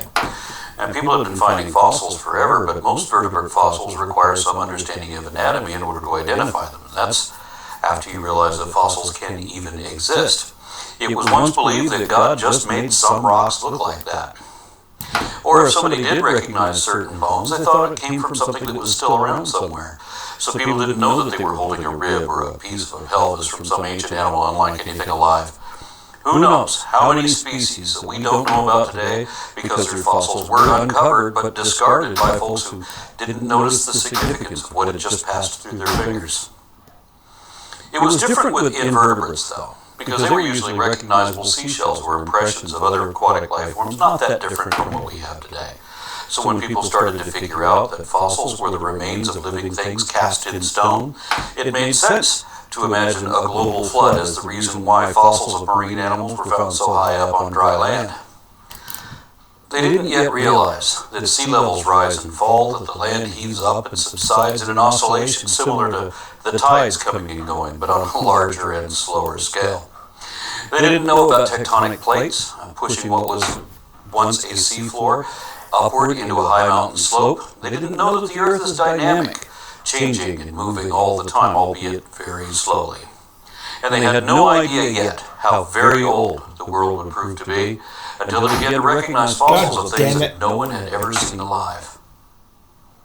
These early geologists initially thought that they would find evidence of Noah's flood, but what they found instead was that the rocks were in layers called strata, that certain types of fossil shells and such were only found below a certain depth in the older rocks, and that modern-day animals only appear in the highest layers, which of course were laid down more recently. Already that creates a curious and compelling quandary. It was only the more confusing when they realized that mammoths and mastodons were not the same thing as elephants. Once they realized what fossils were, they started looking for them. And the more they looked, the more they found, and what they found was different than anything still around. Then they found this, 90 feet deep in a Dutch quarry, and thus obviously very old, much, much older than mammoths or mastodons. Some thought it was a breathing fish, because they used to think that whales were fish. And it certainly was big enough to be a whale. Others recognized it as reptilian and decided that it must be a crocodile. But there aren't any crocodiles in Europe, and no one had ever seen a crocodile as big as a whale. And when they figured out what it really was even stranger than they thought. It wasn't a dinosaur. It'd be another 50 years before the first dinosaur discovery. No, this was a lizard, an actual lizard. But it was 40 feet long. And its fingers had been fused into flippers, just like on whales or sea turtles, so it lived in the water all the time. There's nothing like this alive today. How is it that when men were sailing and whaling all over the world that no one had seen an actual sea monster such as this thing was? You can't miss something like this, especially not when it has to stay so close to the surface to breathe. All over the world that no one had seen an actual sea monster such as this thing was. You can't miss something like this, especially not when it has to stay so close to the surface to breathe. So if anything like it was still around, we'd have found them everywhere, and they'd have found us. They'd be taking more human lives than sharks ever did. And these magnificent monsters were obviously completely extinct. God Imagine the gravity of this God discovery. fucking damn it. We already knew about the layers of life in the geologic column. And soon after, of course, they found plesiosaurs and pterosaurs and ichthyosaurs and dinosaurs, along with ammonites and trilobites and quasi-mammalian reptilian things that were all obviously extinct, found deeper in older strata than the more familiar fauna. And these early scientists wondered why there was no hint of humanity below the topmost layers. This was literally a revelation that this planet doesn't belong to us.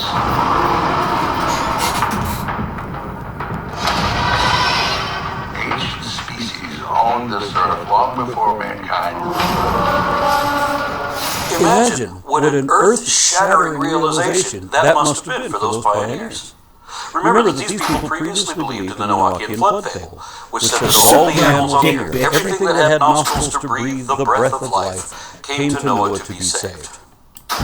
God, but then we discovered in an earlier world that was already gone long before then.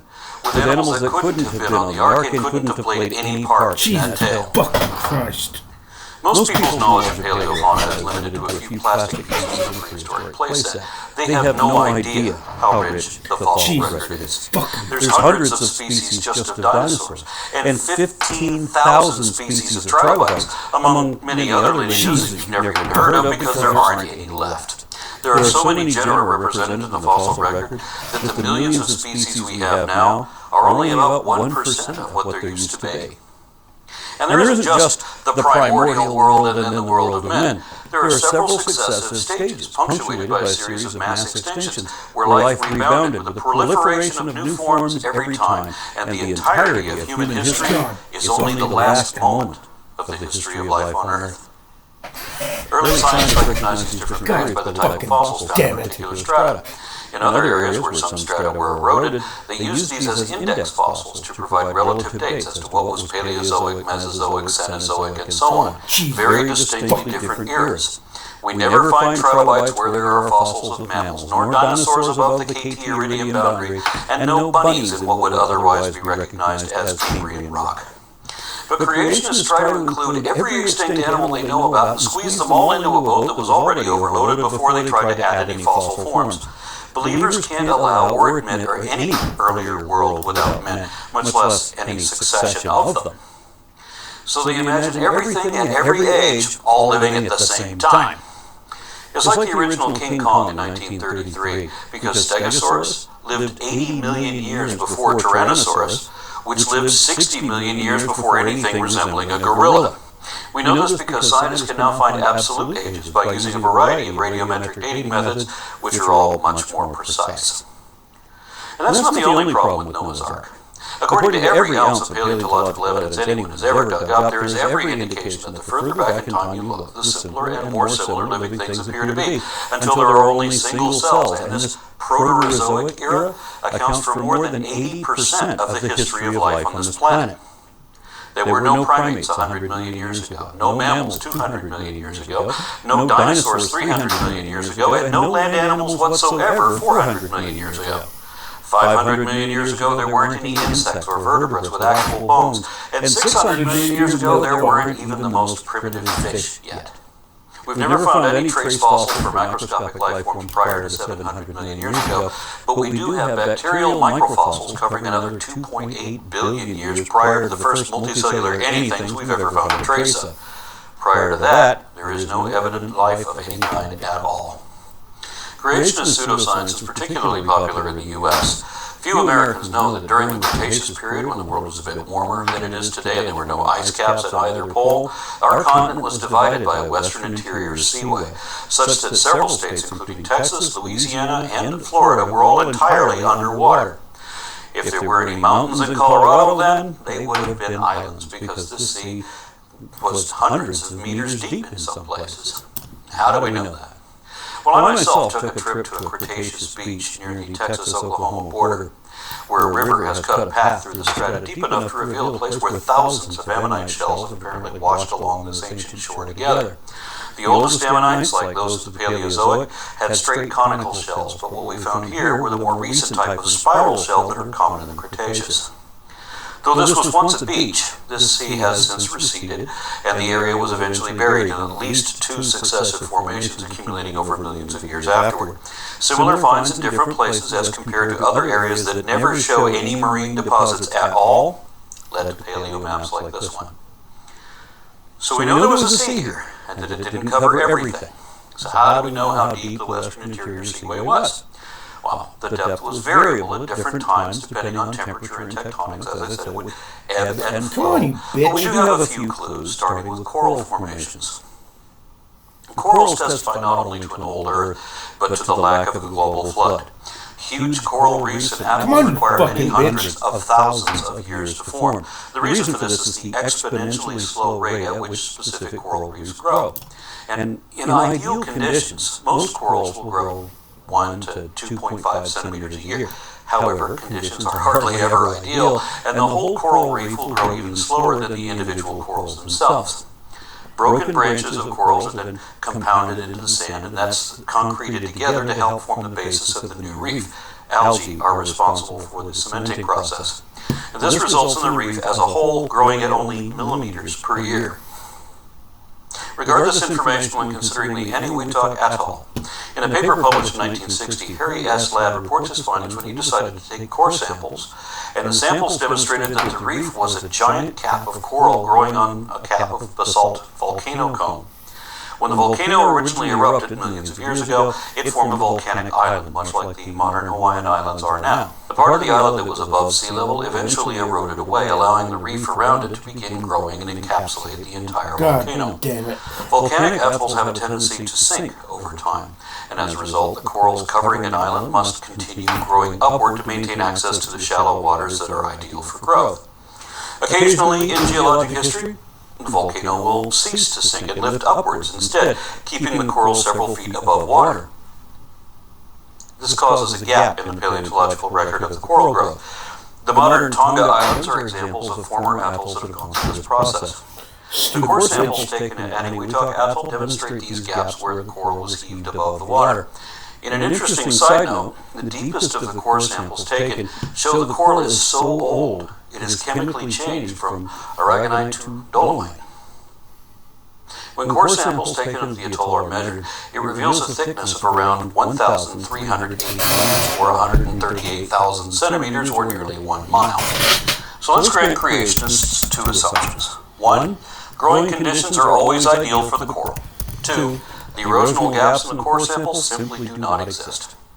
Even given these two allotments, the coral reef of Eniwetok is still no less than 138,000 years old.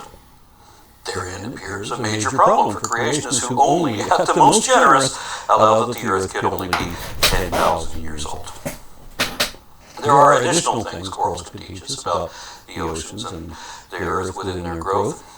Firstly, corals do not tolerate flood conditions very well. Floods kick up particles into the water, dust and sand and clay, for example, and these sediments often take many years to completely settle out of the water and not only kill living corals, but prevent growth of new corals until the particles have settled out. Secondarily, just like trees, which we'll talk about in the next video, many species of corals produce growth rings. These rings not only show how old the individual coral is, they also chemically and physically record the growing conditions for that year. Coral rings in good growth years produce large growth rings, and in bad years produce small rings. Now, the biblical flood would certainly have followed modern flood conditions, killing all of the coral around the globe. This allows for only about 4,000 to 6,000 years to get back to their current condition everywhere they are now. This is nowhere near enough time for living coral reefs to have grown to their current size. Some creationists say that God made the corals grow rapidly to their current state and then return to normal growth rates.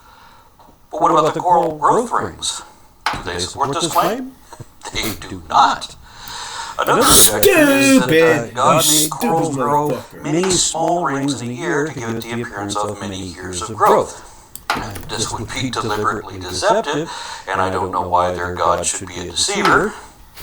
Well, actually, I could guess it's because what they want to believe so desperately is not true, and they know it. So they're just trying to come up with whatever excuse will work. But this hypothesis can also be easily disproved. Current research at the Mote Marine Research Laboratory in Sarasota, Florida shows that certain species of coral, given exceptional growing conditions, can produce up to a foot of growth per year, or in a single year. However, they still produce only one growth ring, one large growth ring, not several small rings. Now remember what I showed you in the previous video of the series? At more than 2,000 meters above where the sea level is today, the Guadalupe mountain range is the highest elevation in Texas, a state that was once entirely submerged in the western interior seaway. You're looking at a fossilized coral formation several miles long and nearly 1,000 meters above the land around it, which indicates the relative depth of the western interior seaway in this place at that time. At the very fastest that any coral can grow, even in exceptionally ideal conditions, which would not be the case in a cataclysmic global flood, realize that it would still take several thousand years at a minimum to build this reef. That's several thousand years with the sea level up there. Yet creationists expect us to believe that all of this was formed under impossible strangulating turbulence, when the water was only at that depth for a few weeks at most? This is not possible. No part of Noah's flood is. Under normal conditions, in reality, this formation would have taken more than 100,000 years to form in a seaway that evidently ebbed and surged here for more than 100 million years. And creationists like to point to the Grand Canyon as though that could support their fable. And while it may seem at first like it's easy for a flood to carve out such a geologic formation, there are problems that arise when you look deeper into the paleontological record of these deposits. For instance, there are landformed sediments, including the Coconino Sandstone, desert-formed sand dunes, right in the middle of where creationists imagined their flood should be. This inconvenient truth has prompted creationists to rationalize whatever excuse they can to explain how desert sand dunes could have formed during the receding stage of their flood. However, these sediments contain fossil footprints that could only have come from small animals climbing on the sides of these Permian sand dunes, now sandstones. These dunes needed to be slightly damp like morning dew in order to allow such prints to form. However, any deluge would have destroyed not only the footprints but also the dunes themselves, as well as any vertebrate trying to make such tracks. Institute for Creation Research geologist Dr. Steve Austin suggested the prints were made by amphibians resting between the dunes that were underwater. But that's rather implausible, as the flood was supposed to have been so catastrophic that it would have destroyed the dunes and violently dumped several meters of sediment per day over the top of them, and of course, it would have killed any amphibians that were still around by that time. Remember, this is supposed to be the recessive part of the flood, and there's not any amphibians that would have survived that long. The scientific rebuttal to that also gave specifics as to how these prints can't have been made underwater, including the presence of fossilized raindrops. If it's already underwater during a global flood, there couldn't be anything that even looks like raindrops. And still at the Grand Canyon, we visit the Supai and Hermit shales. These layers are found beneath the aforementioned sandstones. Interestingly, these shales look exactly like a river delta today. A fine example of a river flood delta is the Nile River in Egypt. In Permian times, here at Grand Canyon, many apparently reptilian quadrupeds left their footprints in the recently formed mud in a river delta. As the mud then baked hard in the sun, it formed mud cracks, the same processes as seen in modern river deltas. When the rainy season returned the next year, baked mud cracks and prints were buried with fresh sediment. These fossilized prints and mud cracks are found today along with iron oxide deposits. It's important to note that this iron oxide deposit will only form in open air. Okay, that these tracks and mud cracks must have formed above